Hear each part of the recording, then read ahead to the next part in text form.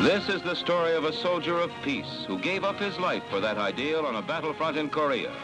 It began at Lake Success, headquarters of the United Nations, but the scene shifted quickly to the battlefront. The UN had set up a commission in Korea to keep in close touch with developments, and among those assigned to that group was Col Unni Nayar of India.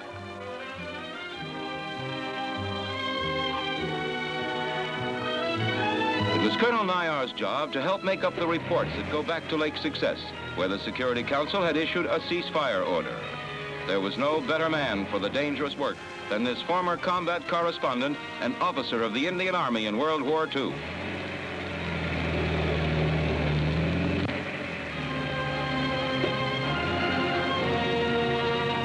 His assignment brought Colonel Nayar right to the very guns of the UN forces.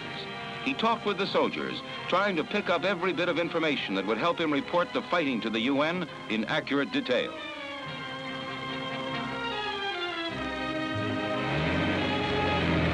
He was a non-combatant, but within a short time he knew the battle area by heart, making frequent trips to the front.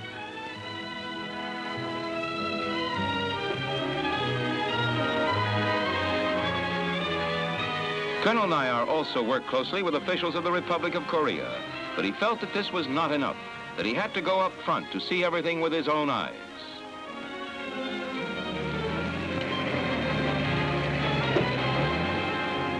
A visit to a prisoner of war camp was made by Colonel Nayar only a few days after his arrival in Korea. He talked with the North Koreans, hoping to find a clue that would help the UN solve the dilemma of a divided Korea.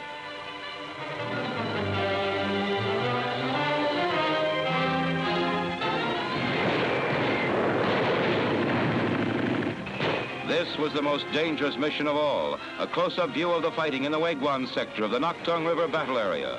The little town was the scene of bitter fighting right from the start, and the artillery shells that poured into it from both sides left it a smoking ruin.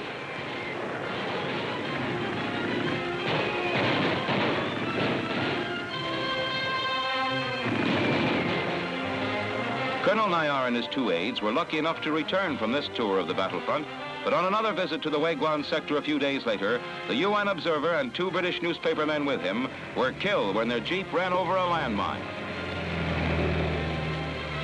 But the UN flag still goes up to the front, the hope of all peace-loving people everywhere.